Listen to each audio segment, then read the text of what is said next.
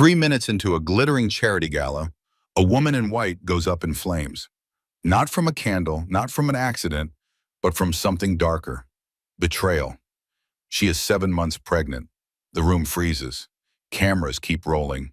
Two lives hang in the balance.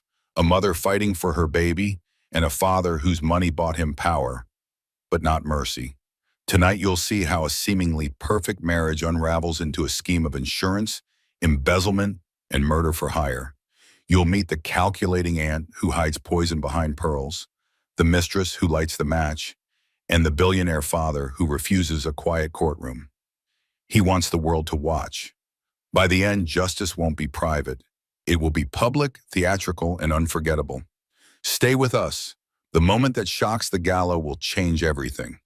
If this hook grabbed you, hit like, drop a comment, share the story, and subscribe so you don't miss the reveal.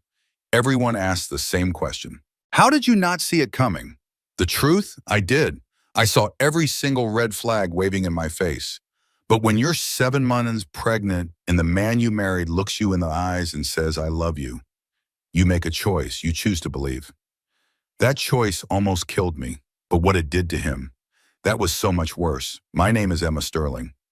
This is the story of how my husband tried to burn me alive at a charity gala in front of 200 people, and how my father made sure the whole world watched him pay for it.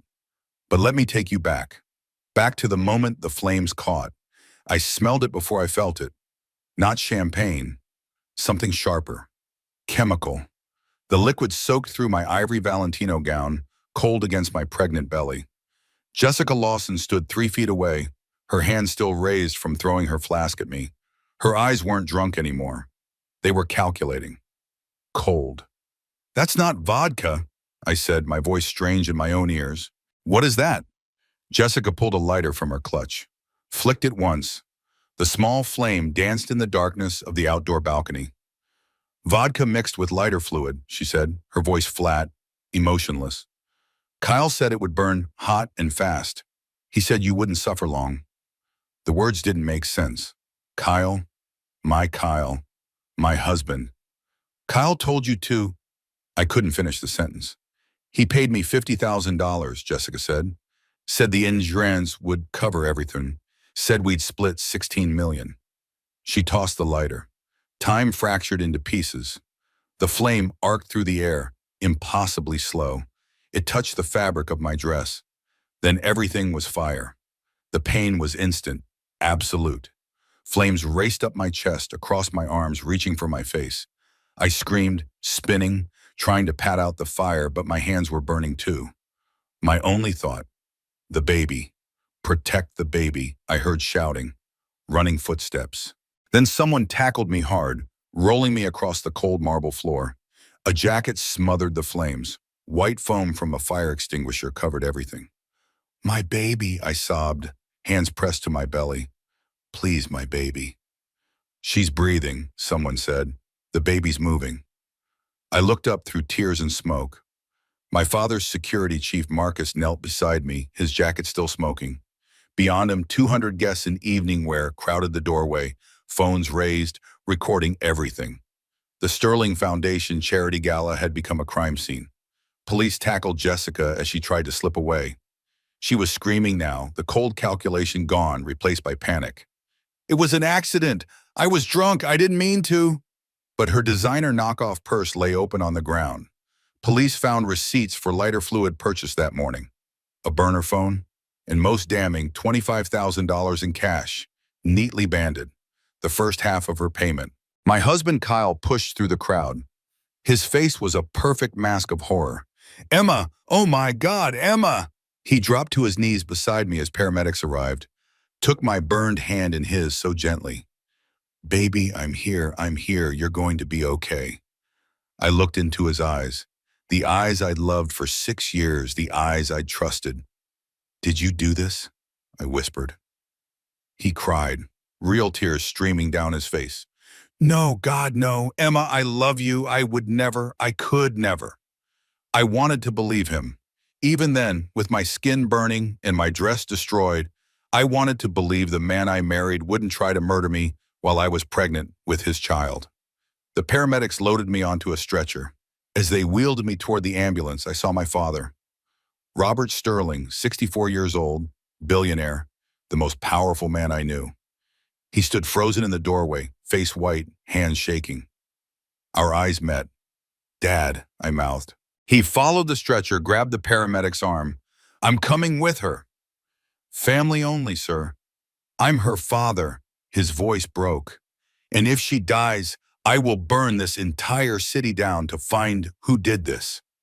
They let him in the ambulance. Kyle tried to follow, but Marcus blocked him. "You stay here," Marcus said quietly. "Police want to talk to you." The ambulance doors closed. Through the small window, I saw Kyle standing in the parking lot, police surrounding him, his face pale in the flashing lights. That was the last time I saw my husband as a free man. But I didn't know that yet. I didn't know that in Jessica's burner phone, police would find the text messages from Kyle's number with step-by-step instructions for the attack. I didn't know about the $8 million life insurance policy Kyle had taken out on me 3 weeks earlier. The one with double indemnity for accidental death. $16 million if I died in a fire that looked like a jealous mistress's crime of passion. I didn't know that my husband's plan had started 6 months ago, carefully orchestrated. I didn't know his Aunt Patricia had helped him every step of the way. I didn't know she was the real architect, the puppet master pulling strings while Kyle played his role. All I knew was pain, fire climbing my arms, my baby kicking inside me, alive but in danger, and my father's hand gripping mine as the ambulance sped toward the hospital. "Hold on, Emma," he whispered. "Just hold on. I've got you." But he didn't have me. Not really, because in the next 72 hours I would lose everything. My husband would be arrested, but then released on bail. My baby would be born 2 months early and taken away. My father would have a heart attack and fall into a coma. And I would discover that the people I trusted most had been planning my death for months. This is the story of that fire. But more than that, it's the story of what came after. How my father and I fought back. How we gathered evidence while they thought they'd won. And how we orchestrated the most public, devastating revenge Manhattan's elite society had ever witnessed. They tried to burn me alive at a charity gala, so we destroyed them at another one, with 800,000 people watching live. But I'm getting ahead of myself. Let me start at the beginning. 3 months before the fire, when I still thought my marriage could be saved, when I still believed in love more than I believed in revenge.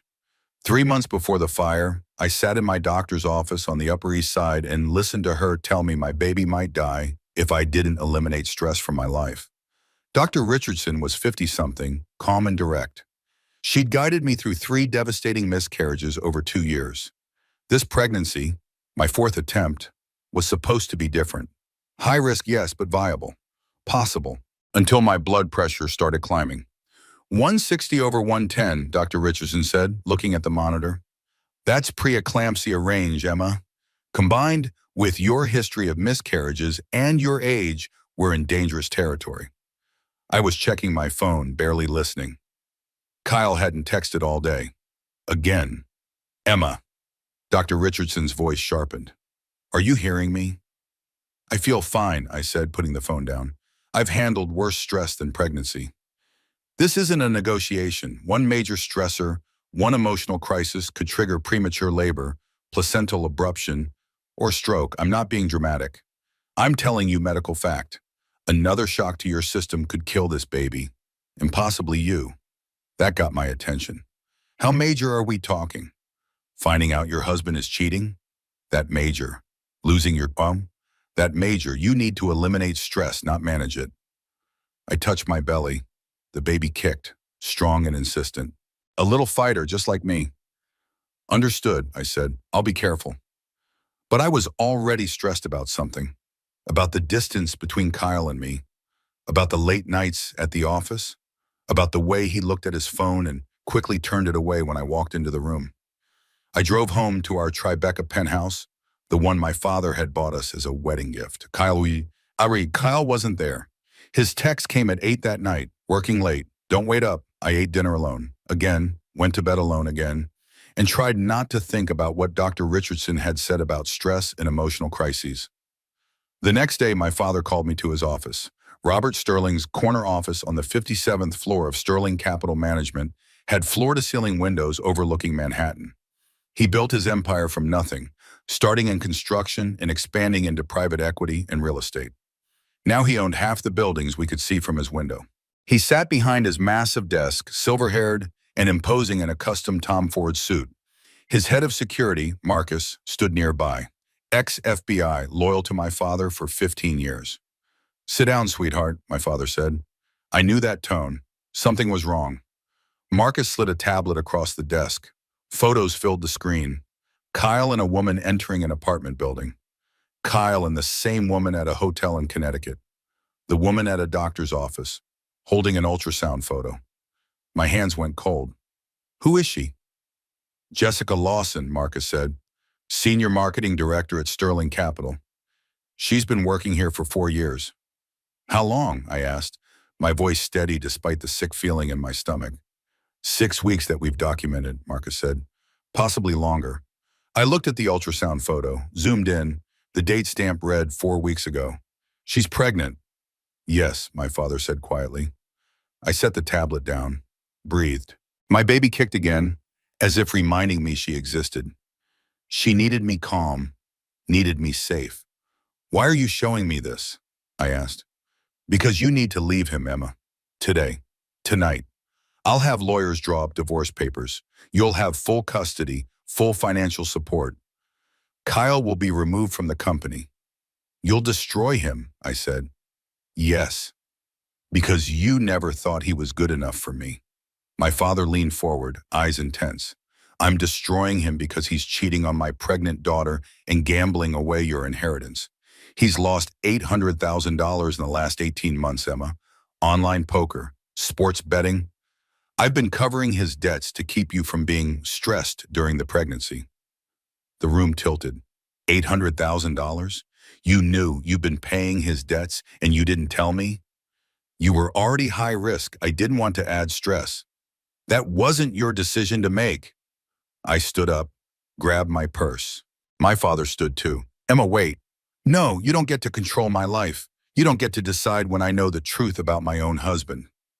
I'm trying to protect you. By lying to me, that's not protection, Dad. That's control." I left his office, got in my car, drove home, sat in the parking garage for 20 minutes, crying, trying to calm down. Dr. Richardson's voice echoed in my head. One major stressor, one emotional crisis. I went upstairs. Kyle was home early for once, sitting at the kitchen table with credit card statements spread out in front of him. He looked up when I walked in, guilt flashing across his face before he could hide it. "Emma, hey, I was just reviewing our accounts." I sat down across from him, picked up one of the statements. PokerStars.com, DraftKings, BetMGM, $47,000 in 1 month. "Kyle, I said quietly, what is this?" "Emma, I can explain. $47,000 on gambling. You promised you stopped. You swore after rehab that you were done. Your father is driving me insane." Kyle's voice rose, defensive. "Do you know what it's like working for that man? Being talked down to every single day? Being reminded that everything I have is because I married you? So you gamble away my money? Money my mother left me before she died?" Kyle stood abruptly, grabbed a glass from the counter. For a second, I thought he was going to drink from it. Instead, he threw it at the wall near my head. It shattered. Glass rained down 3 feet from where I sat. I flinched, hand going instinctively to my belly. My baby. Protect my baby. Kyle stared at his hand like he didn't recognize it. The anger drained from his face, replaced by horror. "Emma, God, Emma, I'm sorry. I didn't mean... I would never..." I stood up slowly, backing toward the door. "You threw something at me while I'm pregnant." "I threw it at the wall. Not at you, never at you." He moved toward me, hands raised placatingly. "Baby, I'm not myself. The pressure from your father, the gambling, I'm becoming my dad. Emma, my father killed himself because of gambling debts. I'm terrified I'm turning into him." He dropped to his knees in front of me, sobbing. real, ugly crying. Please don't leave me. Not now. Not before I get help. I'll go back to therapy. I'll join Gamblers Anonymous. I'll prove I can change. Just give me 2 weeks. Please. I looked down at him. Kyle Brennan, 38 years old, Wharton MBA, trust fund baby whose family lost everything in 2008. The man I'd loved for 6 years. The father of my unborn child. This was my fatal flaw. The thing that would almost get me killed. I believed love could fix addiction. I believed I could save him if I just tried hard enough. 2 weeks, I said, but if you mess up once, I won't. I swear on our baby's life. I swear, Emma. He hugged my legs, still crying. I put my hand on his head, stroking his hair like I would comfort a child. I should have left that night, should have listened to my father, should have seen what Kyle really was. A weak man drowning in debt and desperation, capable of terrible things to avoid consequences. But I didn't leave. I gave him 2 weeks. 1 week later, Kyle drove to a strip mall in New Jersey and took out an $8 million life insurance policy on me. He forged my signature, added a double indemnity clause for accidental death. $16 million if I died in a fire, a car crash, a fall from a building. He wasn't trying to change. He was planning my murder. And I had no idea. Kyle sat in his car outside a strip mall insurance office in Jersey City, hands shaking on the steering wheel. His phone showed his bank account, negative $12,000. His credit cards, maxed out. His offshore gambling debts, $1.2 million and climbing. He'd promised Emma he would change. He'd meant it when he said it, but that was before his bookie called, voice polite but threatening. Mr. Brennan, we're friends, right? But even friends have to pay their debts. $1.2 million. You have 2 weeks or we start breaking things. First your kneecaps, then maybe we visit your pretty pregnant wife. Kyle ended the call and threw up in a gas station bathroom. That was 4 days ago. Now he sat outside this insurance office because his Aunt Patricia had called him with a solution. His aunt who'd always looked down on MR and her father. Old Boston money sneering at New Manhattan wealth. Kyle, darling, Patricia had said on the phone, her voice smooth as silk. I hear you're in trouble. How did you? I make it my business to know these things. Your bookie is one of mine. I own a few pharmaceuticals, remember? Pain medication. Very profitable, very connected to people who take bets. Kyle's stomach had turned. Aunt Patricia, I don't understand. You're sitting on $8 million and you don't even know it. Emma's trust fund, her inheritance, her father's company, all that money, and you're living off his charity, working a job you hate, married to a woman who'll never really be one of us. Emma is common. Her father is construction money dressed up in expensive suits. But that money could be yours, Kyle, all of it. If you were widowed with a child, Robert Sterling would give anything for his only grandchild. Kyle had gone silent, understanding creeping in. I'm talking about solving your problems. All of them, your debts, your pride, your future. Jessica Lawson is pregnant with your child too, isn't she? How do you know about Jessica? I told you I make it my business. She's desperate, Kyle. Single mother, working class background, pregnant and afraid. She'd do almost anything for money. And you need Emma gone before Robert's forensic accountants find the $23 million I've been moving out of Sterling Capital. Kyle's blood went cold. You've been embezzling? We've been embezzling. You signed the transfers, darling. As CFO, you're legally responsible. If Robert finds out before we finish, we both go to prison. Unless what? Unless Emma has a terrible accident, tragic, public, clearly not your fault. You collect the insurance money, pay your debts, marry Jessica eventually. I keep embezzling, cover my tracks, and we split everything. You get wealth and freedom. I get my money and revenge on Robert Sterling for looking down on our family. Now Kyle sat in the insurance office parking lot, Patricia's words echoing in his head. His phone buzzed, a text from Emma. Doctor appointment went well. Baby is healthy. Love you. He stared at the message. Emma's face appeared in his mind, her smile the day they got married, her tears after the miscarriages, her hand on her belly, protective and loving. Then he thought about his kneecaps being broken, about being arrested for embezzlement, about spending the rest of his life in prison. He got out of the car. Inside the insurance office, Frank, a sleazy agent in his 50s with coffee-stained teeth, reviewed Kyle's application. You want to increase life insurance on your wife from 1 million to 8 million? She's high-risk pregnancy, Kyle said, 3 miscarriages. I'm worried. Your concern is touching, but insurance companies don't love massive increases right before risky life events. Makes them suspicious. Kyle swallowed. What if the policy had a double indemnity clause? Frank leaned forward, interested now. Accidental death pays double, 16 million, but your premiums would be substantial. I don't care about premiums. Can you do it? I'll need your wife's signature. Kyle pulled out a document from their mortgage papers. He'd practiced Emma's signature for hours last night until he could replicate it perfectly. She already signed. Frank examined the signature. He knew it was fake. Kyle knew he knew. But Frank's commission on an $8 million policy with double indemnity would be enormous. I'll have the policy active in 72 hours, Frank said, not meeting Kyle's eyes. You're a lucky man, Mr. Brennan. $8 million wife. Kyle left the office feeling sick. What was he doing? This was Emma, the woman he'd loved, the mother of his child. But then his phone buzzed, his bookie. 2 weeks until kneecaps, the text read, followed by a photo of a baseball bat. Kyle called his aunt. It's done, he said. The insurance policy is active. Good boy, Patricia said.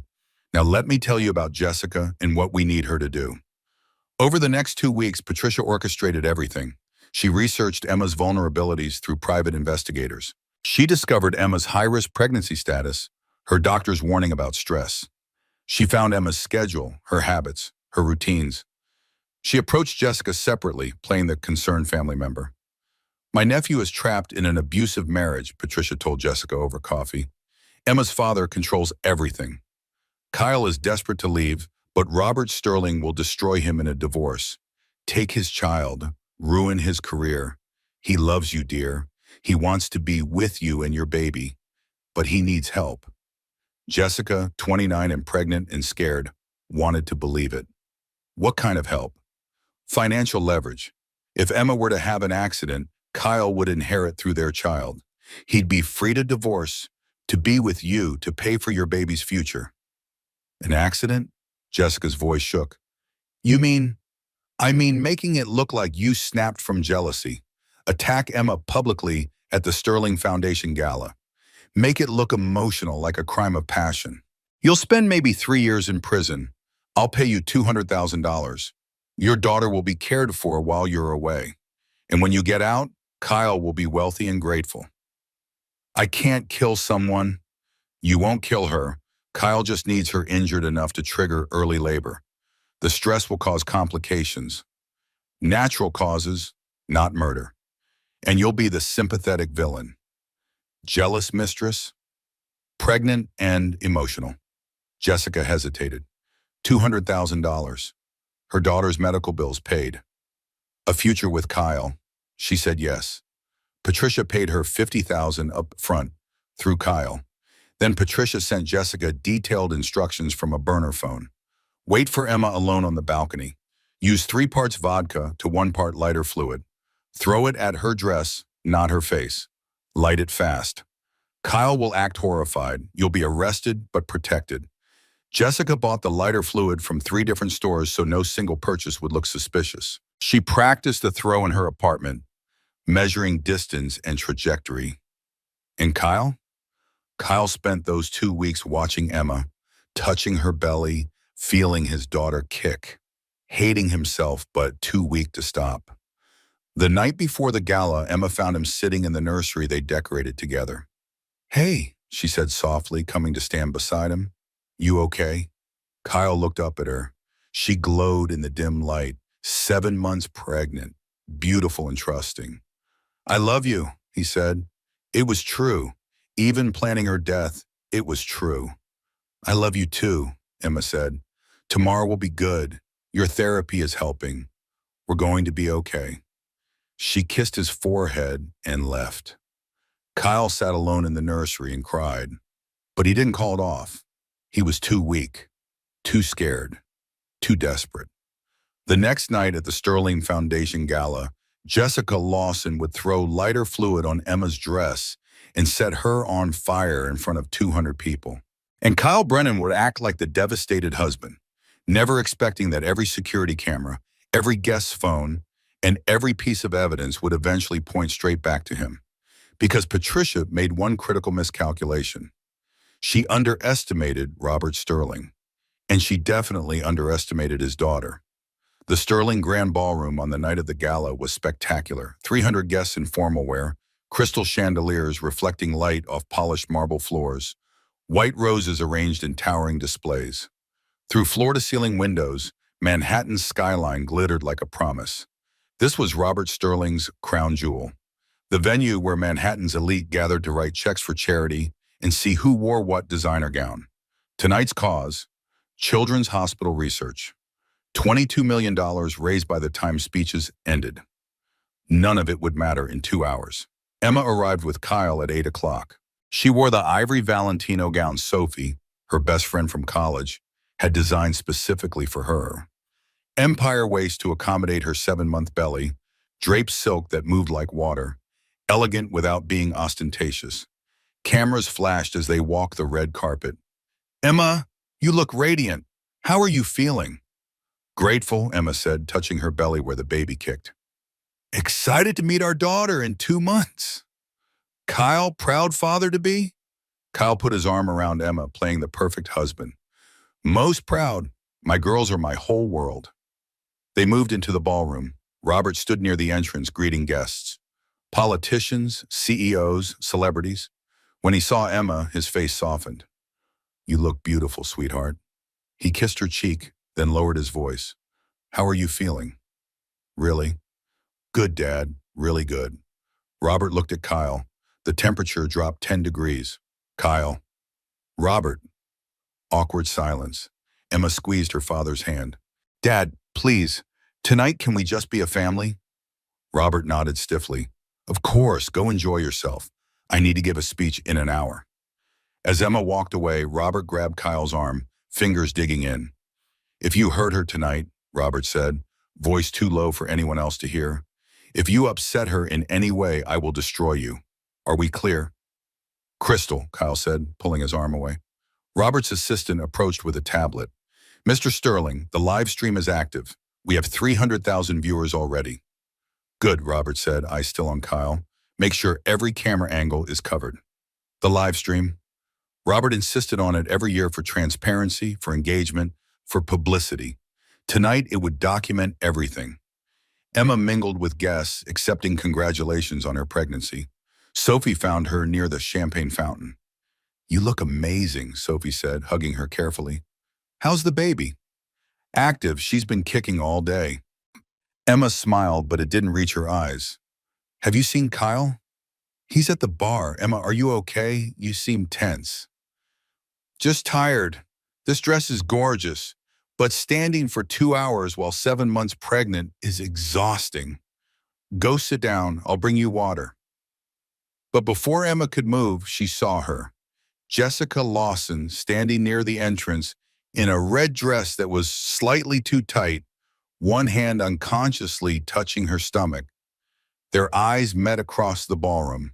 Jessica's expression was complex. Guilt, fear, determination. Emma felt ice in her stomach. She'd known about the affair for 2 weeks but hadn't confronted Jessica, hadn't wanted the stress. Dr. Richardson's warning echoed constantly. One major emotional crisis could kill the baby. So Emma had avoided, pretended, hoped Kyle would end it quietly. Now Jessica was here, at her father's charity gala, and the ice in Emma's stomach spread. Kyle appeared at Emma's elbow, face pale. "Emma, let's go outside. You need air." "I'm fine here. Please, you're overheated. The baby needs you calm." He guided her toward the balcony, hand on her lower back. Emma led him, too tired to argue. The outdoor balcony overlooked Central Park, cool October air a relief after the stuffy ballroom. "Better?" Kyle asked. "Yes, thank you." Emma looked at him. really looked. Saw the tension in his jaw, the way he kept glancing at his phone. Kyle, what's wrong? Nothing, I'm just worried about you. You've been weird all week. Distant. Is it about Jessica? Kyle went white. How do you... My father told me about the affair, about her pregnancy. Kyle's hands shook. He shoved them in his pockets. Emma, I'm sorry. I'm so sorry. It was a mistake. A stupid mistake when I was stressed about work and the gambling and we'll talk about it later. Emma cut him off. Not here, not tonight. I can't handle the stress right now. Okay, just breathe. Stay calm. For the baby. He left her alone on the balcony. Emma leaned against the railing, breathing the cool air, trying to calm her racing heart. She shouldn't have confronted him. Shouldn't have brought it up. Dr. Richardson's voice. Eliminate stress, not manage it. Behind her, heels clicked on marble. Emma turned. Jessica Lawson stood in the doorway, holding a silver flask. She looked drunk, unsteady. Emma, Jessica said, we should talk. Not tonight, Jessica. Please. He promised he'd leave you. Jessica's voice broke. After your baby came, he said we'd be together. Was that a lie? Did he lie to me? Emma felt exhaustion settle over her like a blanket. Two women, both pregnant by the same man, having this conversation at a charity gala. Jessica, I'm not your enemy. Kyle is. He lied to both of us. Jessica laughed bitterly. You don't get it. You have everything. Daddy's money, the penthouse, the perfect life. I've worked for everything I have. Came from nothing. And he still chose you because of your last name. I'm sorry he hurt you, but I can't do this right now. My blood pressure is already dangerous. I need to stay calm. Of course. Perfect, Emma. Even your stress is more important than mine. Jessica took a long drink from her flask, then another, swaying slightly. Do you want a drink? Oh, wait, you can't, because you're pregnant with the golden baby, the heir to the sterling fortune. She took another swig, then suddenly threw the contents of the flask at Emma. Liquid splashed across Emma's chest, soaking the ivory silk, cold and sharp smelling. Emma gasped. Jessica, what? Then she smelled it. Not vodka, lighter fluid, chemical and unmistakable. Jessica, Emma's voice shook. What is that? Jessica pulled a lighter from her clutch, flicked it. The small flame caught. Vodka mixed with lighter fluid, Jessica said, her voice suddenly flat, sober. All the drunkenness gone. Calculated. Cold. Kyle said it would burn hot and fast. He said you wouldn't suffer long. Time slowed. Emma's brain processed the words but rejected them. Kyle said, Kyle planned this. Kyle told you to kill me? He paid me $50,000, Jessica said. Said the insurance would cover everything. Said we'd split $16 million. Emma's hands went to her belly, protective. The baby kicked hard, sensing her mother's terror. Jessica, please, I'm pregnant. You're pregnant. Don't do this. I have to. I need the money. My daughter needs me. And Kyle promised. Kyle is lying. He's using you. If you do this, you'll go to prison. For a second, something flickered in Jessica's eyes. Doubt, fear. But then she threw the lighter. The flame touched the lighter, fluid-soaked silk of Emma's dress. Fire exploded across her chest, racing up toward her face, down toward her pregnant belly. Emma screamed. The pain was unlike anything she'd ever experienced. Fire climbed her arms as she tried to pat it out. Her hands burned. She spun, stumbling, trying to protect her baby, but the flame spread faster. Behind her, someone shouted, running footsteps. Then Marcus, Robert's security chief, hit her like a linebacker, tackling her to the marble floor. They rolled. He ripped off his jacket, smothered the flames. Someone sprayed a fire extinguisher. White foam covered everything. Emma couldn't breathe, couldn't think. Her only awareness, pain and terror, and her hands on her belly, searching desperately for movement. The baby kicked, hard, angry, alive. Emma sobbed with relief. She's breathing, Marcus said. The baby's moving. Guests crowded the doorway. 200 people in evening wear. Phones raised, recording everything. Shock and horror on every face. The live stream caught it all. 300,000 people watching in real time. Police tackled Jessica as she tried to slip into the crowd. She was screaming now. It was an accident. I was drunk. I didn't mean to. But her designer knockoff purse lay open on the ground. Police found receipts for lighter fluid. A burner phone, $25,000 in cash, neatly banded. Kyle pushed through the crowd, his face the perfect picture of devastated horror. He dropped to his knees beside Emma as paramedics arrived. Emma, oh my God, baby, I'm here, I'm here. He tried to take her hand, but Marcus blocked him. Don't touch her, Marcus growled. She's my wife. She's my daughter. Robert's voice cut through the chaos like a knife. He shoved past guests, dropping to his knees on Emma's other side. Emma, sweetheart, stay with me. You're okay. You're going to be okay. Emma looked at her father through tears and pain and shock. Then she looked at Kyle. Did you do this? She whispered. Kyle cried. Perfect tears. Perfect devastation. No, God, no. Emma, I love you. I would never. Paramedics loaded Emma onto a stretcher. As they wheeled her toward the ambulance, she heard Jessica screaming at Kyle. You promised! You said I'd be protected. You said... Police dragged her away. In the ambulance, Robert held Emma's burned hand as gently as he could. Dad, Emma gasped. The baby, is the baby... She's strong, just like you. Stay calm, Emma. Just breathe. But Emma wasn't calm. Her body went into shock. Her blood pressure spiked. The baby's heart rate became erratic on the monitor. We're losing the fetal heartbeat, a paramedic said. Go faster, Robert shouted. The ambulance screamed through Manhattan, sirens wailing. Emma felt consciousness slipping away. Her last thought before darkness. Kyle planned this. My husband tried to burn me alive. Mount Sinai Hospital, 11:45 at night. Emma's ambulance arrived at the emergency entrance with police escort. Trauma doctors and OB specialists waited in the bay. Pregnant female, 34 years old, 31 weeks gestation, the paramedic reported. Third-degree burns on 30% of body, primarily arms, chest, and neck. Blood pressure 190 over 120, fetal heart rate dropping, patient in and out of consciousness. They rushed Emma through automatic doors. Robert tried to follow, but a nurse stopped him. Sir, family waiting room is... I'm her father. I'm not leaving her. Sir, you can't. Marcus appeared beside Robert. Let him through or I'll carry him through. Your choice.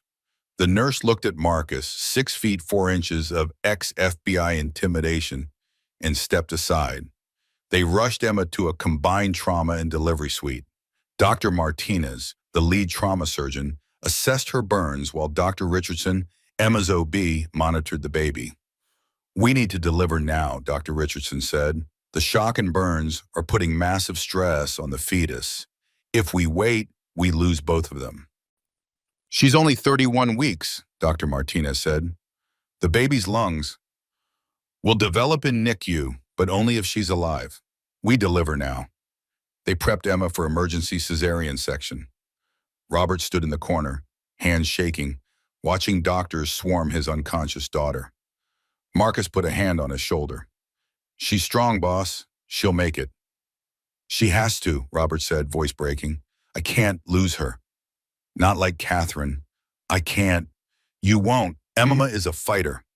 The surgery took 45 minutes. First, they delivered the baby, a tiny girl weighing 2 pounds 8 ounces. She came out crying, lungs working despite being 9 weeks early. She's breathing on her own and a nurse called it. Baby girl, viable, good color. They rushed the infant to neonatal intensive care while Dr. Martinez worked on Emma's burns. Debriding dead tissue, applying grafts, managing fluid loss, fighting infection. At 3 a.m, Dr. Martinez finally emerged from surgery. His scrubs were soaked with sweat and blood. Robert stood immediately. She's alive, Dr. Martinez said. Both of them are alive, but Emma's burns are severe. She'll need multiple surgeries, physical therapy, possibly months of recovery, and infection is a major risk. Can I see her? She's in recovery, sedated, but yes. Robert followed him to the ICU. Emma lay in a hospital bed wrapped in bandages from neck to fingertips. Tubes and wires connected her to machines that beeped and hummed. Her face was untouched by the fire, but her arms, chest, and neck were hidden under white gauze. Robert took her unbandaged foot in his hand, the only part of her he could touch safely. "I'm here, sweetheart," he whispered. "You did it. You and Lily both survived. You're both fighters." Lily, that was the name Emma had chosen months ago. Lily Catherine Sterling Brennan, named after Robert's late wife, Emma's mother. A nurse approached. "Mr. Sterling, the baby is in NICU. Would you like to see her?" Robert looked at Emma, unconscious and bandaged. He didn't want to leave her, but his granddaughter was 3 floors up, alone, tiny, and fighting for life. "Marcus stays with Emma," Robert said. "No one gets in this room without authorization, especially not Kyle Brennan." "Already handled," Marcus said. Robert followed the nurse to the NICU. Through the window he saw rows of incubators. The nurse led him to one in the corner. Inside, smaller than he'd imagined possible, lay Lily. 2 pounds, 8 ounces of determination, breathing with a little oxygen support, eyes closed, fists clenched. "She's a fighter," the nurse said. "Came out screaming, which is rare for 31 weeks. Strong lungs for her size." Robert pressed his hand against the incubator glass. "Your mama is a fighter too," he whispered. "You both are. And I promise you, I will make the people who did this pay for every single moment of your pain." In the hospital waiting room, Kyle sat with his head in his hands. Police Detective Sarah Torres stood in front of him, arms crossed. "Mr. Brennan, we need to talk." "My wife is in surgery. My daughter is in NICU. Can this wait?" "I'm afraid not. How well did you know Jessica Lawson?" "She works at my father-in-law's company. I know her professionally." "Just professionally?" Kyle hesitated half a second too long. "What are you implying?" "We found text messages on Miss Lawson's phone from your number. Would you like to explain those?" Kyle's face went pale. "What text?" Detective Torres pulled out an evidence bag containing Jessica's burner phone, read from the screen. "Wait until she's alone on the balcony. Make it look emotional, like you snapped from jealousy. $50,000 wired when it's done." "I never sent those. Someone hacked my phone, or she faked them." "We also found bank records. You wired $25,000 to Miss Lawson's account 4 days ago. Care to explain?" We were having an affair. I sent her money for an abortion. She was extorting me." "So you admit to the affair now?" "I want a lawyer." "Smart move, because we also found something interesting." Detective Torres leaned forward. "You took out an $8 million life insurance policy on your wife 3 weeks ago, with double indemnity for accidental death. That's $16 million if Emma dies accidentally. Seems like a strong motive to me." Kyle stood up. "I'm not saying another word without my lawyer." "That's your right, but you're under arrest for conspiracy to commit murder." She read him his rights as officers handcuffed him. They led him out past news cameras already gathering in the hospital parking lot. By morning, every news station in the country would be showing footage of Kyle Brennan being arrested for trying to murder his pregnant wife. But the story was far from over, because bail was set at $10 million, an impossible amount for Kyle, whose finances were destroyed by gambling debts. Until his aunt Patricia Brennan, CEO of Brennan Pharmaceuticals, posted bail with a cashier's check. Kyle walked out of jail 72 hours later, and the first thing he did was file for emergency custody of baby Lily, claiming Emma was mentally unstable and had orchestrated the entire attack to frame him. When Emma woke up 3 days later in the burn unit, wrapped in bandages, barely able to move, her father had to tell her Kyle was free, and he was coming for their daughter. That was when Emma realized the fire was just the beginning. The real fight was about to start. Emma woke up to pain. Not the sharp agony of burning, but a deep, throbbing ache that covered her arms, chest, and neck like a blanket of fire that never quite went out. She opened her eyes. White ceiling, beeping machines, the antiseptic smell of hospital. Her father sat beside the bed, gray and exhausted. "Dad?" Her voice came out cracked and dry. Robert's head snapped up. Relief flooded his face. "Emma, thank God, you're awake." "The baby, Lily, is she?" "She's alive, in NICU, 2 pounds, 8 ounces, breathing on her own. Strong little fighter." Emma tried to sit up, but pain shot through her body. She looked down at her arms, wrapped in white bandages from fingertips to shoulders. How bad? Third-degree burns on 30% of your body.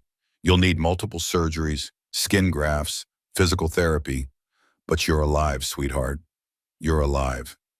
Emma closed her eyes, processing. The memory flooded back. Jessica throwing lighter fluid. The flames. The screaming. Kyle, she whispered. Jessica said Kyle paid her. Said he planned it. I know, he's been arrested. Police found text messages, bank transfers, the insurance policy. They have him, Emma. Good. Emma's voice was flat, emotionless. Shock, the doctors would later explain. The mind protecting itself. I want to see Lily. Soon, you need to heal first. No, now please, Dad. I need to see my baby. Against doctor's orders, they arranged it. Two nurses wheeled Emma's bed to the NICU. Through the incubator glass, Emma saw her daughter for the first time. Tiny, perfect, fighting. She's so small, Emma whispered, tears streaming down her face. She's strong, Robert said, like her mother. For 3 days, things seemed to stabilize. Emma's burns showed no signs of infection. Lily's vital signs improved. Kyle sat in jail awaiting trial. Then everything collapsed. On day 4, Kyle's high-powered attorney, Richard Morrison, held a press conference outside the courthouse. Expensive suit, sympathetic expression, carefully chosen words designed to destroy Emma's credibility. My client maintains complete innocence, Morrison said to assembled reporters. The text messages can be easily faked with modern spoofing software. The bank transfer? Miss Lawson was extorting Mr. Brennan over their affair. The insurance policy? A prudent decision given his wife's high-risk pregnancy and history of miscarriages. But what about Jessica Lawson's confession? A reporter called out.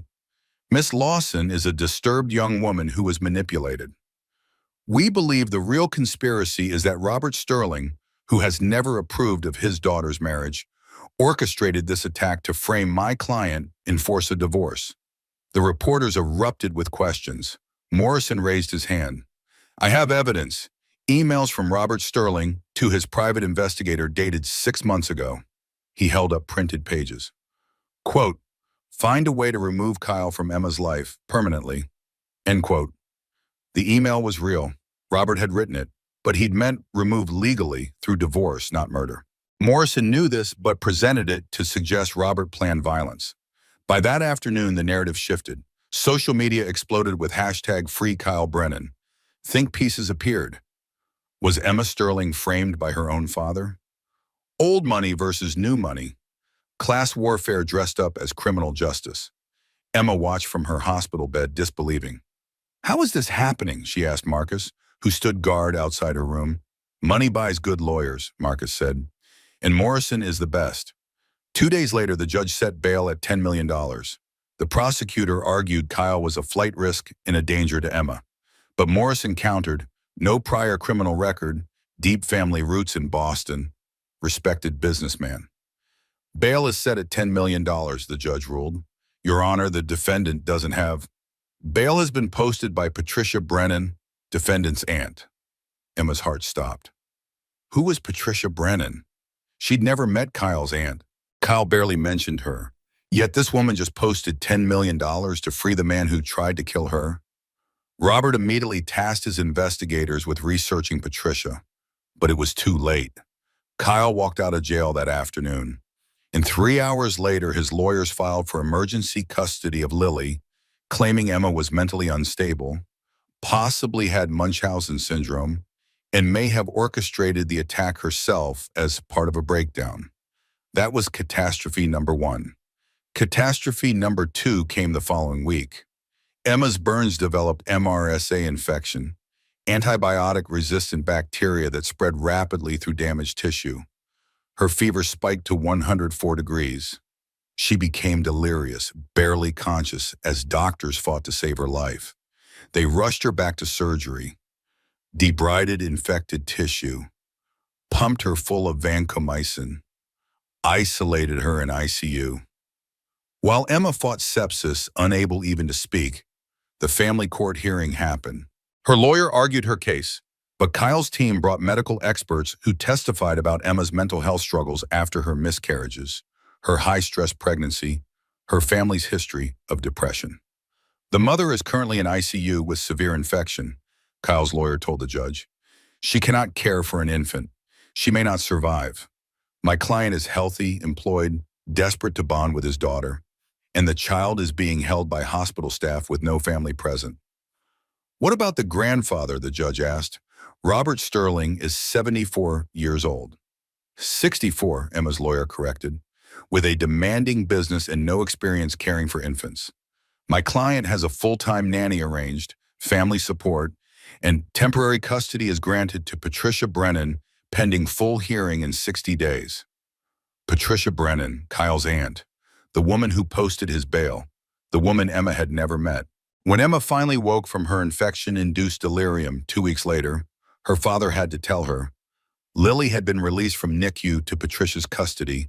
Emma hadn't held her daughter in 3 weeks. Emma tried to get out of bed, ripping out IV lines. No, no, that's my baby. Dad, do something. Emma, stop. You'll hurt yourself. I don't care. Get my daughter back. Nurses sedated her. When she woke again, Robert sat beside her bed, looking older than she'd ever seen him. I'm sorry, he whispered. I'm so sorry, sweetheart. I should have protected you better. That was when catastrophe number 3 struck. Robert, 64 years old, consumed with guilt and rage and stress, had a massive heart attack in Emma's hospital room. He clutched his chest, gasped once, and collapsed. Emma screamed for help. Doctors rushed in, started CPR. They shocked his heart 3 times before it started beating again. They took him to cardiac ICU 3 floors away. He was clinically dead for 4 minutes. When they revived him, he slipped into a coma. Emma, too weak to walk, had nurses wheel her to his room. She sat beside his bed, holding his hand, staring at the machines keeping him alive. Dad, please, she whispered. Please don't leave me. I need you. Lily needs you. We're going to get her back, but I can't do it alone. Please. Robert didn't respond, just lay there, gray and still, breathing through a tube. That night, alone in her hospital room, Emma hit rock bottom. Her daughter was with strangers. Her father was in a coma, possibly dying. Her husband was free and playing the victim successfully. The media had turned on her. Half the country thought she faked her own attack. Emma looked at the morphine drip beside her bed, the button that controlled the flow. She could press it, keep pressing it, overdose, end the pain. Her hand moved toward the button. Then the door opened. A nurse Emma didn't recognize came in. Middle-aged, warm eyes, no-nonsense demeanor. What are you doing? The nurse asked. Emma's hand froze. Nothing. The nurse walked over, looked at the morphine drip, then at Emma's face. She saw everything. You thinking about checking out early? Emma said nothing. Tears streamed down her face. The nurse sat on the edge of the bed. Let me tell you about my sister. Married a man who beat her for 8 years. One day he tried to kill her, failed, then used the courts to take her kids. Claimed she was unstable. Crazy, a danger to them. Sound familiar? Emma nodded, unable to speak. You know what my sister did? She fought. For 3 years she fought, gathered evidence, built her case, got a lawyer who believed her, and she got her kids back. Because the truth always comes out. Always. It just takes time. I don't have time, Emma whispered. My daughter is with people I don't know. My father is dying. My husband tried to murder me and everyone thinks I made it up. So prove them wrong. You were a Wall Street analyst, weren't you? Before you gave it up to have a family? You investigated companies, found fraud, built cases. That was different. No, it wasn't. Do that now. Investigate Kyle. Investigate this Patricia woman who posted his bail. Find the truth. Emma looked at her burned hands, still bandaged. I can't even use a computer. Then use your brain. Use your phone. Use that anger I see in your eyes. Turn it into fuel. The nurse stood up, headed for the door, then turned back. I'm putting you on suicide watch, which means I'll be checking on you every 30 minutes. Which also means you have 30-minute blocks to work uninterrupted. Use them. She left. Emma sat alone in the dark hospital room, the morphine button still within reach. Then she picked up her phone instead, typed with clumsy bandaged fingers, Patricia Brennan Pharmaceuticals. The first search result, CEO, inherited $400 million company from deceased husband. Second result, husband died 15 years ago, ruled accidental overdose. Emma's analyst brain, dormant for 2 years, sparked to life. Accidental overdose. Pharmaceutical CEO, inherited 400 million. She kept searching, found the husband's obituary. David Brennan, 52, died suddenly at home. Cause, accidental overdose of prescription heart medication. Survived by wife Patricia Brennan, CEO of Brennan Pharmaceuticals. Emma's fingers flew across the phone, pain forgotten. She searched for news articles from 15 years ago, found a small mention. Family questions death ruling, but medical examiner closes case. Patricia Brennan released brief statement expressing grief. Emma made notes, started building a timeline. Something was wrong here. She could feel it. The same instinct that made her a successful analyst. The pattern was off. At 2 in the morning, still searching, still digging, Emma finally understood. Kyle wasn't the mastermind. He was too weak, too stupid. Someone else planned this. Someone smart enough to use Kyle's gambling debts, his affair, his desperation. Someone who had killed before and gotten away with it. Patricia Brennan. Emma picked up her phone, called Marcus despite the late hour. Marcus, I need you to do something for me. Emma, what's wrong? Nothing's wrong. Everything just became clear. I know who's behind this, and I know how to prove it. For the first time since the fire, Emma smiled. They tried to burn her down. They took her daughter. They put her father in a coma. Now it was her turn to fight back. Over the next 2 weeks, Emma transformed her hospital room into a war room. She couldn't walk more than a few steps without exhaustion. Her burned hands could barely grip a pen.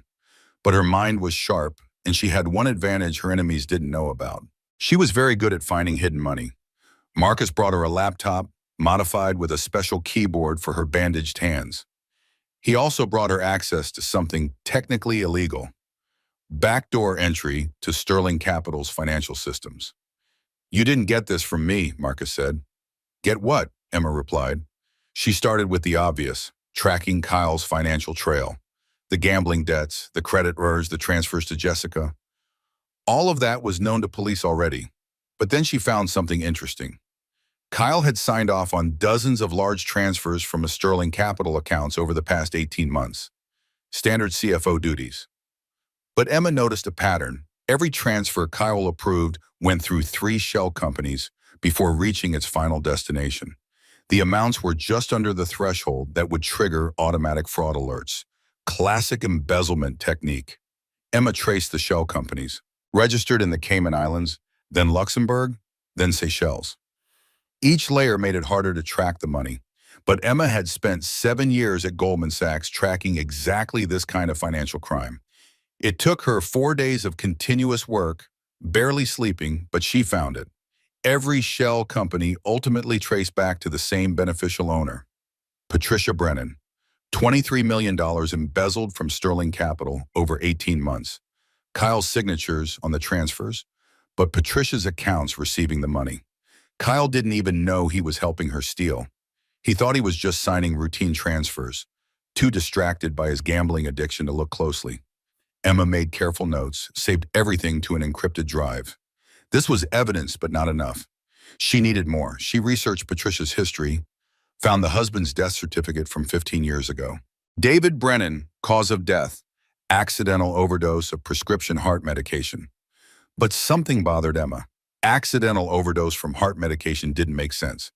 Those drugs had specific dosing, specific warnings. How did a 52-year-old man accidentally take a lethal dose? Emma called a friend from college, now a forensic pathologist.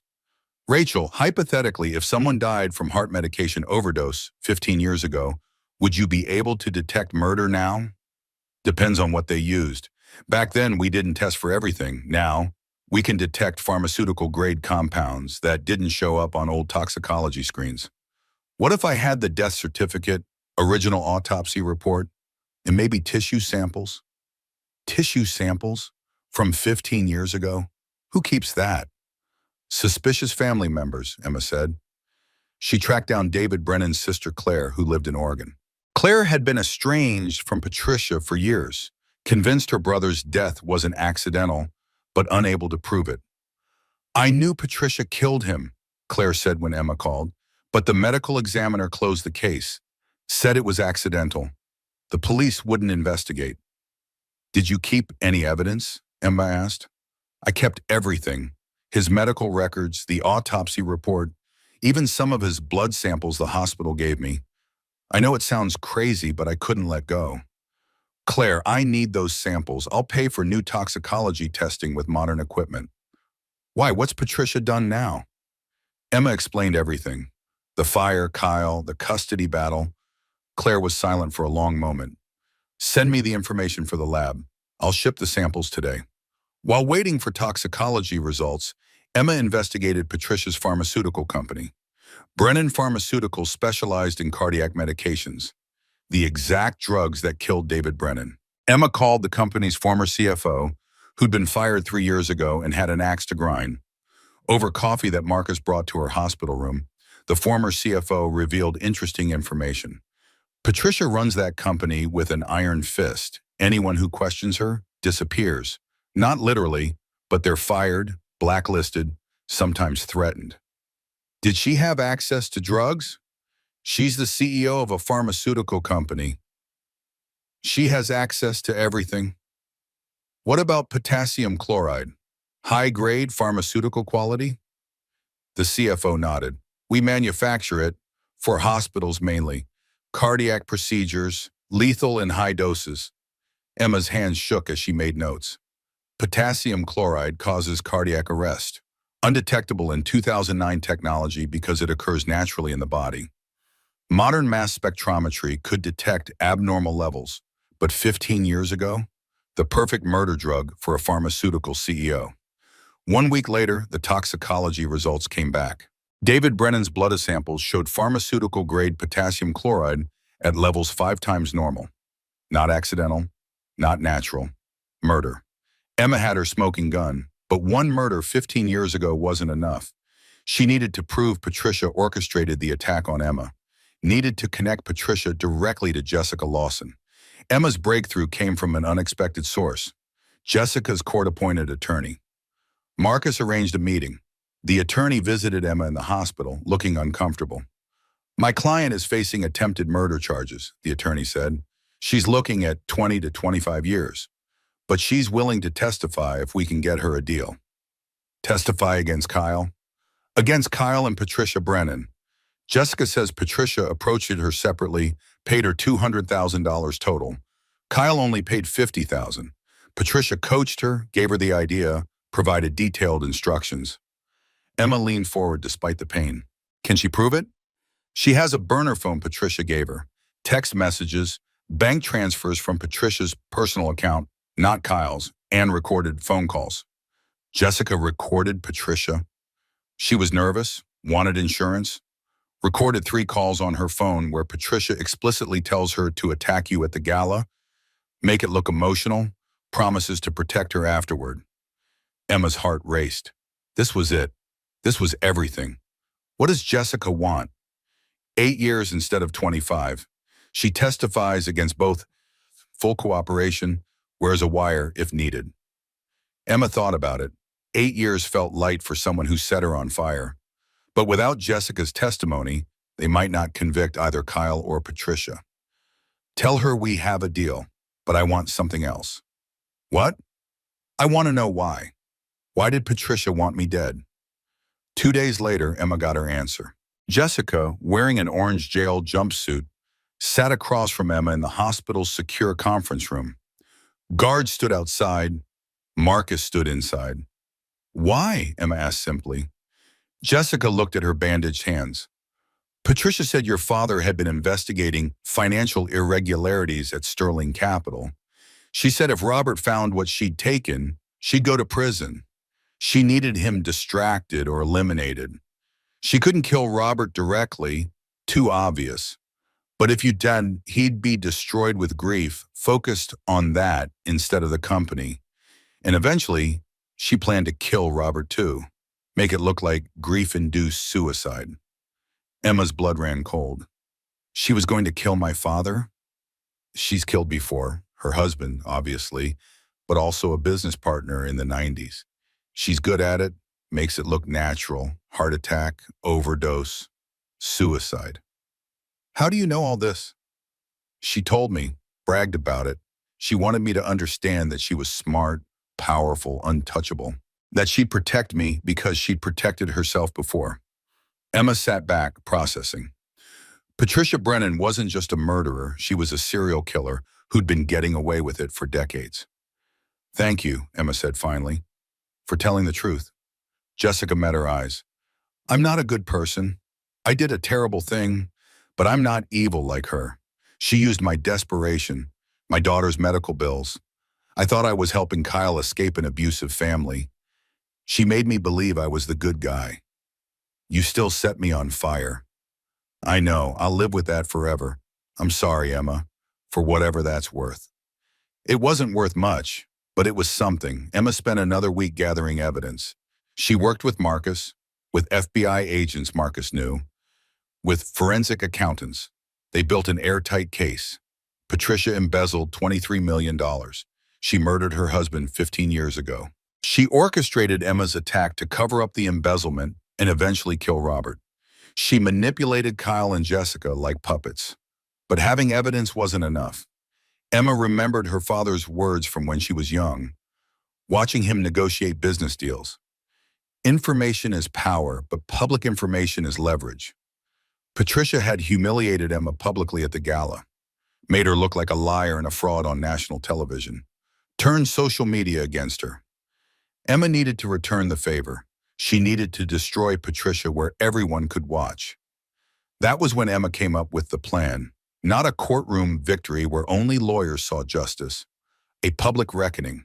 A second gala, 6 months after the fire, where they'd reveal everything in front of cameras and live stream and witnesses. Emma called her father. He'd woken from his coma 2 weeks ago, weak but recovering. Dad, I need you to do something. Anything, sweetheart. I need you to host another gala. Same ballroom, same format. 6 months from the night I was attacked. And I need you to personally invite Patricia and Kyle as guests of honor. Robert was silent for a long moment. Then he started to smile.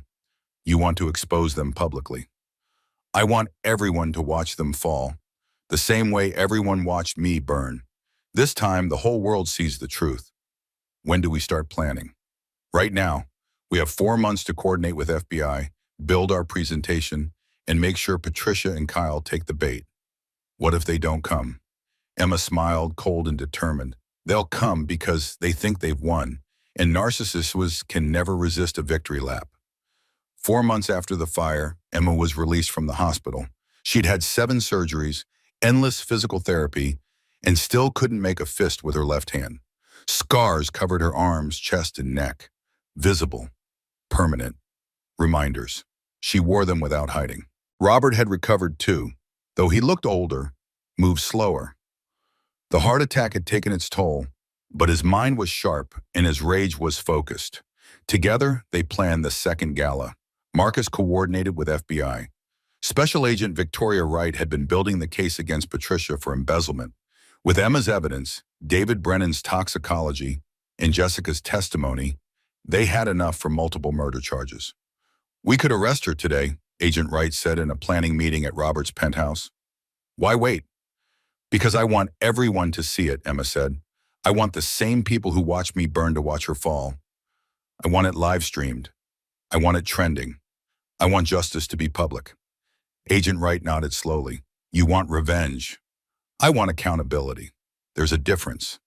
They sent invitations 3 months before the event. The Sterling Foundation Resilience Gala, honoring survivors of tragedy and supporting burn victim research. Special guests, Kyle Brennan and Patricia Brennan. Robert Sterling extends personal apologies and gratitude for their support during the family's difficult time. The invitation arrived at Patricia's Boston mansion on cream-card stock, elegant and understated. Patricia read it over morning coffee, a small smile playing at her lips. She called Kyle immediately. Did you receive the invitation? Yes, Kyle said. It's a trap, Aunt Patricia. It has to be. It's a white flag. Robert is dying. You said so yourself. His heart attack nearly killed him. He wants peace before he goes. This is him surrendering. But Emma is broken. Look at the photos from her hospital release. She can barely use her hands. She's physically and emotionally destroyed. Robert wants to make amends before he dies so Emma can co-parent peacefully. This is exactly what we wanted. Kyle was silent, uncertain. Besides, Patricia continued, the criminal charges are falling apart. Jessica's testimony is questionable, given her mental state. The embezzlement evidence is circumstantial. My lawyers are confident everything will be dismissed or pleaded down to minor charges. Robert knows this. He's cutting his losses. I don't know. Kyle, darling, do you want to see your daughter? Emma has been blocked from custody because of her mental state. But at this gala, if you and Robert publicly reconcile, the courts will see a united family. You'll get joint custody. Isn't that what you want? Kyle did want that. Wanted to see Lily, now 5 months old, whom he'd barely been allowed to visit. Wanted the nightmare to end. Okay, we'll go. Patricia hung up and smiled. Fools, both of them. Robert and Emma thought they were clever, but Patricia had been playing this game for 30 years. She'd killed her husband, killed a business partner, embezzled millions, and gotten away with all of it. One more gala wouldn't change anything. What Patricia didn't know, Emma had hired a private investigator to follow her for 3 months. Every phone call recorded, every meeting documented, every conversation with her lawyers captured. They knew Patricia thought she'd won. That was exactly what they needed. The day of the gala arrived. Same venue, same ballroom, same glittering Manhattan backdrop. But everything else was different. This time, Emma arrived with her father, wearing a black gown that left her scarred arms and chest visible. No hiding, no shame. The cameras flashed, but this time the photos showed strength, not victimhood.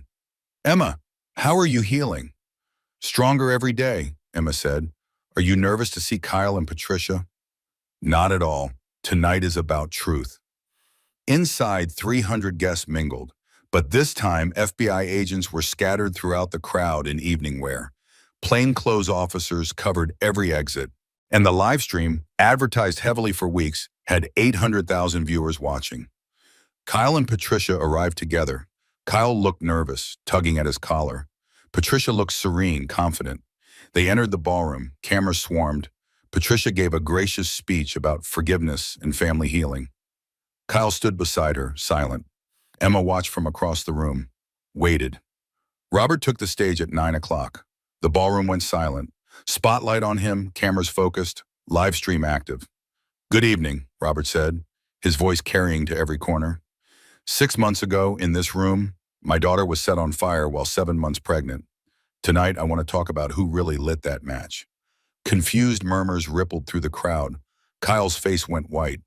Patricia's serene expression didn't change, but her hand gripped her clutch tighter. I'm a businessman, Robert continued. I've spent 50 years reading balance sheets, tracking money, finding truth in numbers. So let me share some numbers with you tonight. The screen behind him lit up. Financial documents appeared, blown up large enough for everyone to see. In the 18 months before my daughter was attacked, $23 million was embezzled from Sterling Capital Management. The transfers were signed by my CFO, Kyle Brennan, but Kyle didn't steal this money.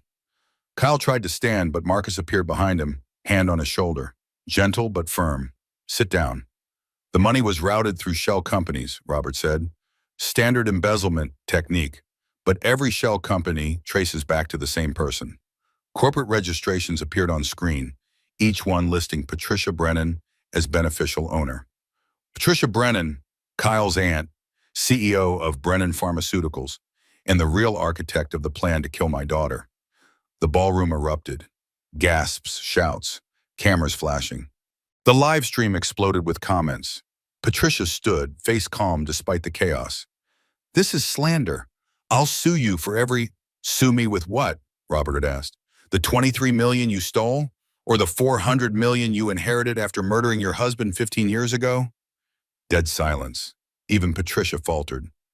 That's a lie, she said, but her voice was less steady. Is it? Marcus, show them. The screen changed. A video played. David Brennan's sister speaking to camera. I never believed David's death was accidental, she said in the video. I kept samples of his blood and tissue for 15 years. New toxicology results show pharmaceutical-grade potassium chloride at levels 5 times normal. That's not accidental. That's murder. The crowd gasped. Patricia's mask cracked. Her face went from serene to furious in seconds. You had my brother's body exhumed? Yes, Robert said calmly, and we found exactly what his sister suspected. You killed him. For money. For power. And then you did it again.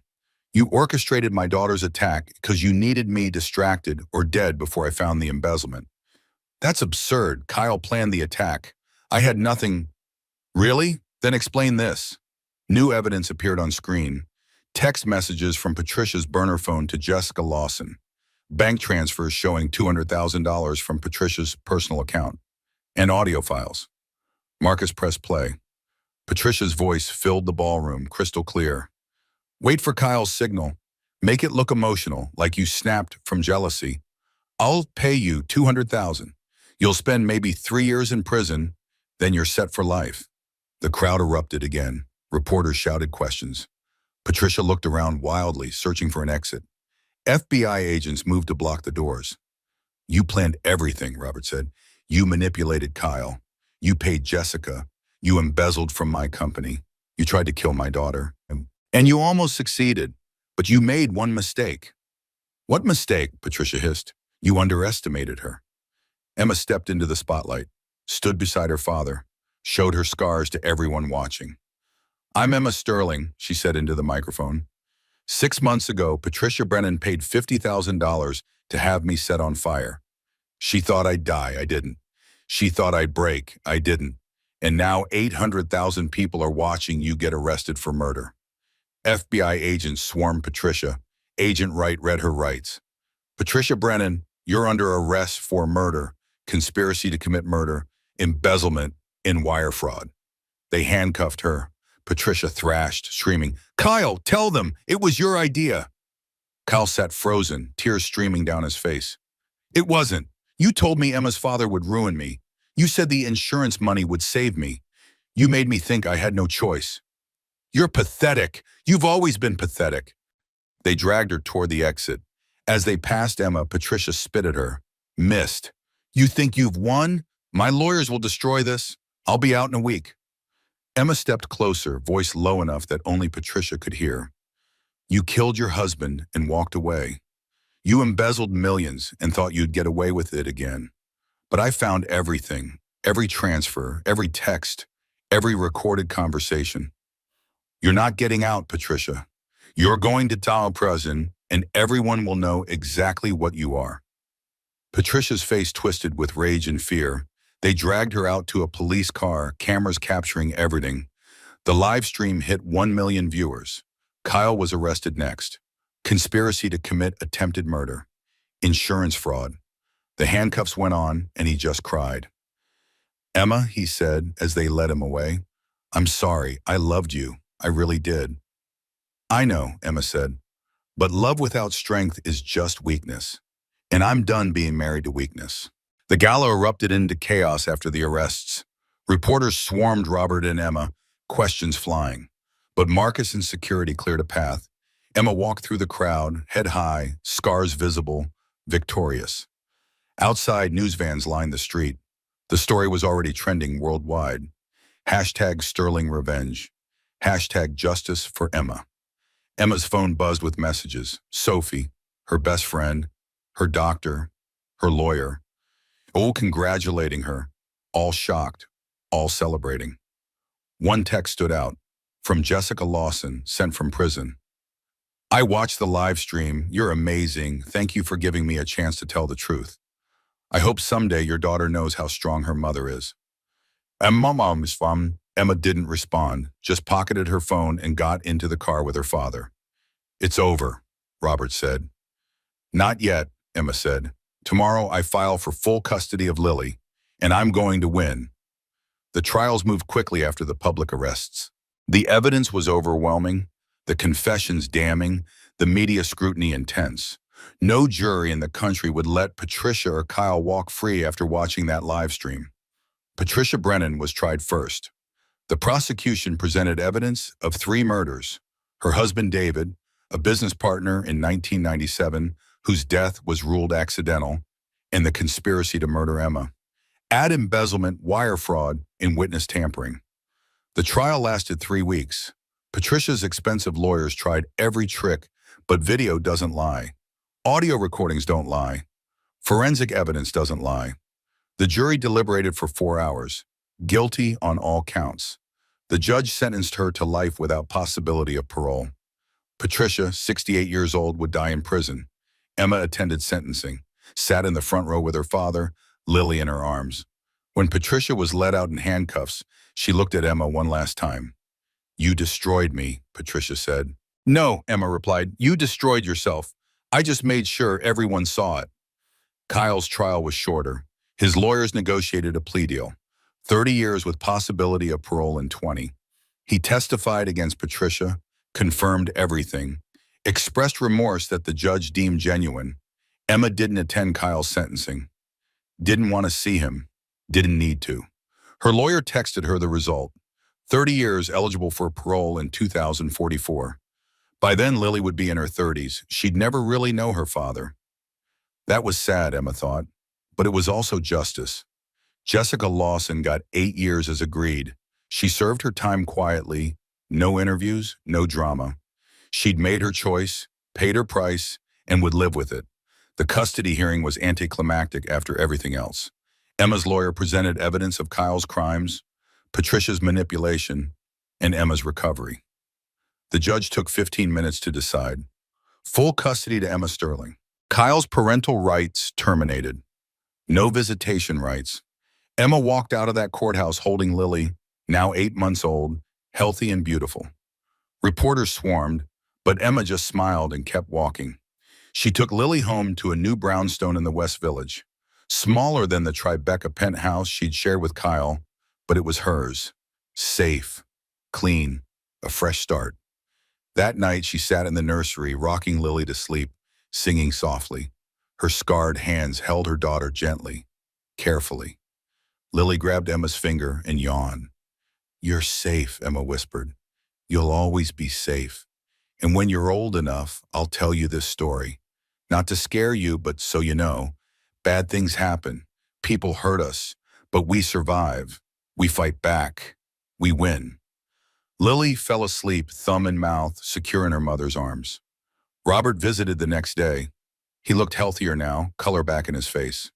The doctor said he'd had a close call, but he was recovering well. "How does it feel?" he asked Emma. "Like I can finally breathe." They sat in Emma's living room, Lily playing on a blanket between them. Normal, peaceful, safe. "I'm proud of you," Robert said. "What you did, gathering that evidence while burned and traumatized. It took courage I didn't know you had. I learned it from you. No, you taught me something. I always fought with money and lawyers and power. You fought with truth. That's stronger." Emma smiled. "Truth and money. We made a good team. The best." Over the next year, Emma rebuilt her life. She started the Sterling Phoenix Foundation, supporting survivors of domestic violence and burn victims. The foundation helped 2,000 women in its first year. Emma spoke at conferences, gave interviews, shared her story. She became an advocate for coercive control legislation, helping draft laws about financial abuse. Her testimony before Congress went viral. She was changing systems, not just individual lives. The scars remained. Physical therapy helped, but Emma would never have full use of her left hand. The burn scars on her arms, chest, and neck would fade but never disappear. Emma wore them without shame. They were proof she'd survived, and that was beautiful. A year after the fire, Emma gave a TED Talk. 2,000 people in the audience, millions streaming online. She stood on stage in a sleeveless dress, scars visible, powerful. "When people look at me, they see these," Emma gestured to her scars. "They see a victim, someone who survived something terrible. And that's true. I am a survivor." She walked across the stage, confident despite the pain that still flared in her hands. But I'm also a daughter, a mother, a businesswoman, an advocate, a fighter. And yes, I'm someone who got revenge. Real, public, devastating revenge against the people who tried to kill me. The audience was riveted. Emma stopped center stage. People say revenge is wrong, that it's petty, that you should forgive and move on. And maybe that's true for small grievances. But when someone tries to burn you alive while you're pregnant, when someone orchestrates your murder for insurance money, forgiveness isn't noble, it's naive. She paused, letting the words sink in. My father taught me something. Revenge isn't about destruction. It's about accountability. It's about refusing to be silenced. It's about standing in front of 800,000 people with your scars showing and saying, you tried, you failed, I'm still here, and I'm stronger than you ever were. The audience erupted in applause. Emma waited for it to quiet. So yes, I got revenge, and I'd do it again. Because my survival isn't just about me. It's about every woman who's been told to be quiet, to forgive, to move on. It's about showing that we can fight back, that we can win, and that our scars, they're not marks of shame, they're proof we're unbreakable. Standing ovation. Emma smiled real and free and walked off stage. The video of that TED Talk got 20 million views in a week. Emma became a symbol, not a perfect victim, but a real one, flawed, scarred, powerful. She dated eventually, carefully, a few relationships that didn't work out. That was okay. She had Lily, had her foundation, had her purpose. Love would come when it was ready. Robert remained active in Emma's life and Lily's. He cut back on work, spent more time being a grandfather. He'd learned finally that family mattered more than empire. On the one-year anniversary of the fire, Emma returned to the Sterling Grand Ballroom alone. Lily was with Robert. Sophie was traveling. Emma wanted to be by herself. She walked through the empty ballroom, stood on the balcony where Jessica had thrown lighter fluid, where Emma had burned, where everything changed.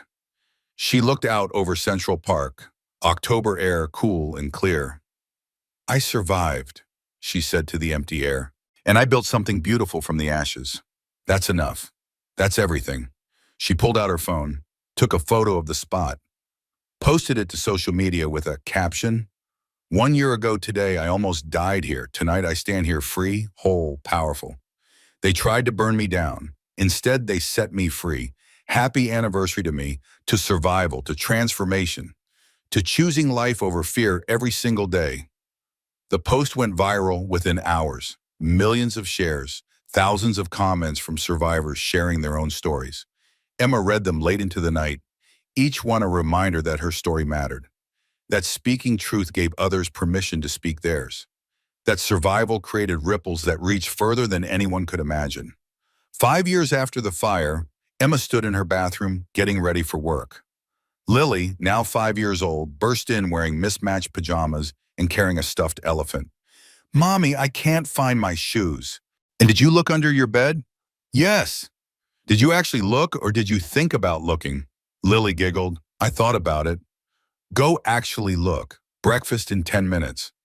Emma finished applying makeup, her scarred hands steady now after years of physical therapy.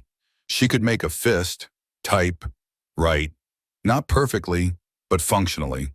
The scars had faded to pale pink lines on her arms and chest, still visible but softer. She chose a sleeveless blouse for work.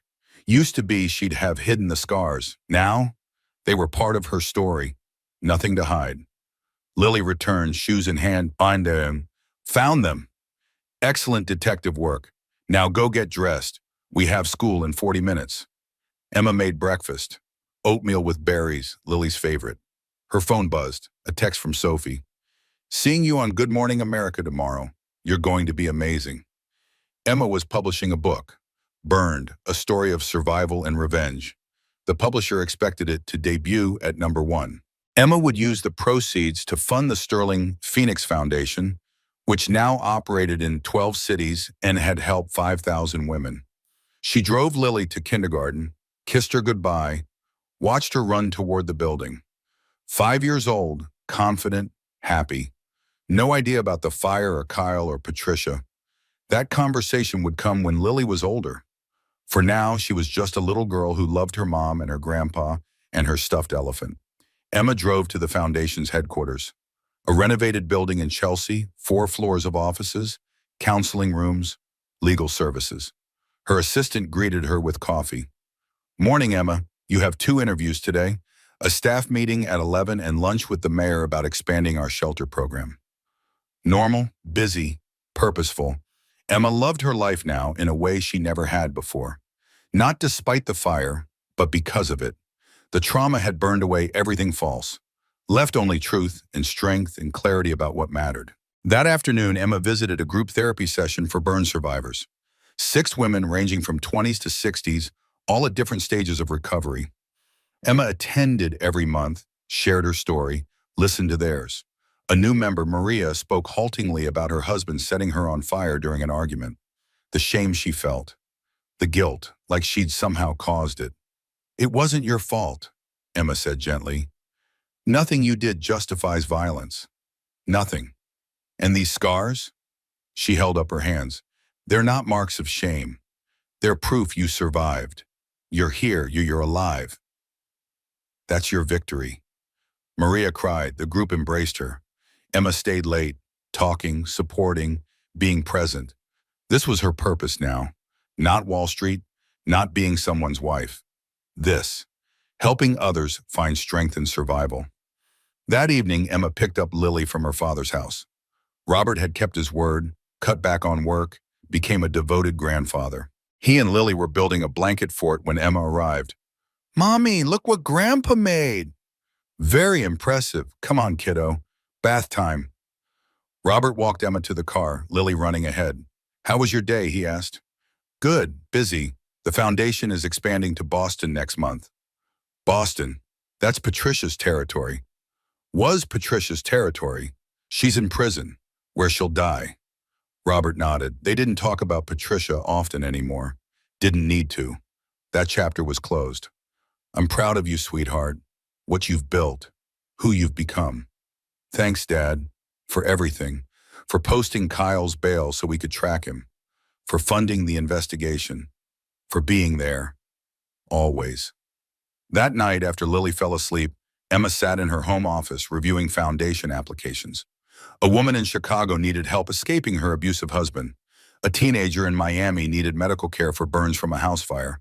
A mother in Portland needed legal support fighting her ex for custody. Emma approved funding for all 3. The Sterling Phoenix Foundation existed to help women who had nowhere else to turn. Women like Emma had been. Women who needed someone to believe them and fight for them. This was revenge, Emma thought. Not the burning kind, the building kind. Patricia tried to destroy her and instead gave her a purpose that saved thousands. Sometimes Emma wondered about Kyle. 30 years in prison. He'd be eligible for parole eventually. Would he try to contact Lily? Would he want a relationship? Emma had already decided. When Lily was old enough to understand, Emma would tell her the truth. Not to punish Kyle, but so Lily knew her history. Then Lily could decide for herself what, if any, relationship she wanted with her father. But that was years away. For now, Lily was 5, safe, loved, growing up in a home without fear or violence or lies. One Saturday, Emma took Lily to the hospital burn unit where Emma had recovered. They visited children who'd survived fires, accidents, abuse. Lily, unafraid of the bandages and scars because her mother wore them proudly, sang songs and drew pictures and made the kids laugh. "Why do we come here, Mommy?" Lily asked on the drive home. "Because we're lucky. We survived. And when we survive, we help others survive too. That's how love works." "Did you survive something scary?" Here it was. The question Emma knew would come eventually. "Yes, baby. When I was pregnant with you, something very bad happened. I got hurt, but I survived because I was strong, and because I had people who loved me, and most importantly, because I had you. You made me want to fight." "Was Daddy there?" Emma's heart clenched. This was the hard part. Daddy was there, but he wasn't able to help. He had problems that made him do bad things. "When you're older, I'll explain more. But what matters is you're safe, I'm safe, and we're together." Lily processed this, serious beyond her years. Okay, Mommy.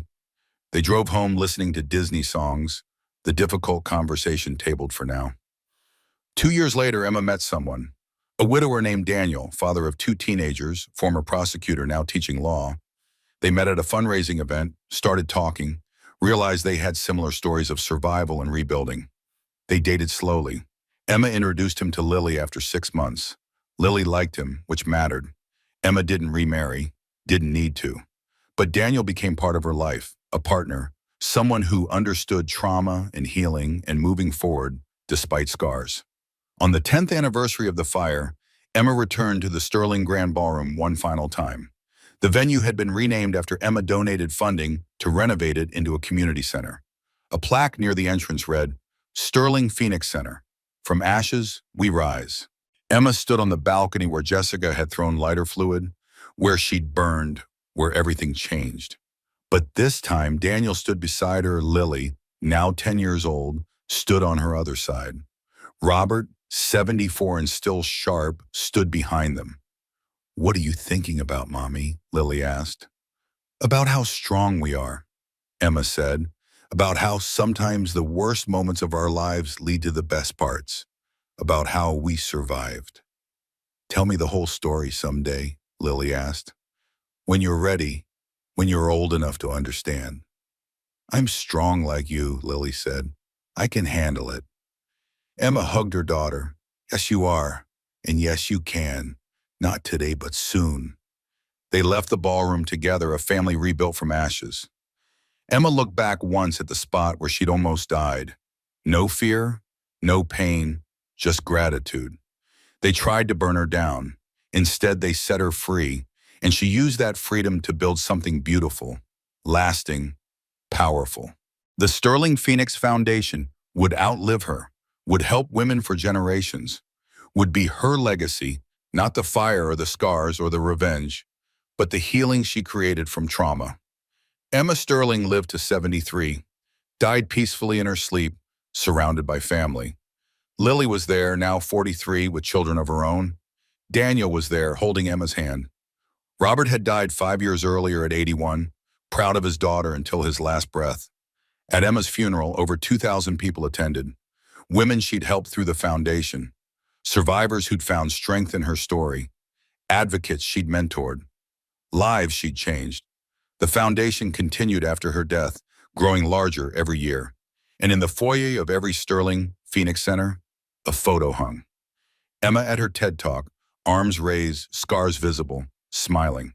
Beneath it her words, they tried to burn me down. Instead, they set me free. Patricia Brennan died in prison at 78, unmourned and forgotten. Kyle Brennan was released on parole at 62 after serving 24 years. He tried to contact Lily once. She declined. He died alone 6 years later. Jessica Lawson served her 8 years, was released, and spent the rest of her life working with burn victims, trying to atone. She never stopped apologizing. But this story isn't about them. It's about Emma, who survived being set on fire at a charity gala and turned her trauma into purpose, who got revenge not through destruction, but through transformation, who proved that sometimes the best revenge isn't hurting those who hurt you. It's living so well, so fully, so powerfully, that they become footnotes in your story instead of its ending. They tried to burn Emma Sterling alive. Instead, they gave her wings.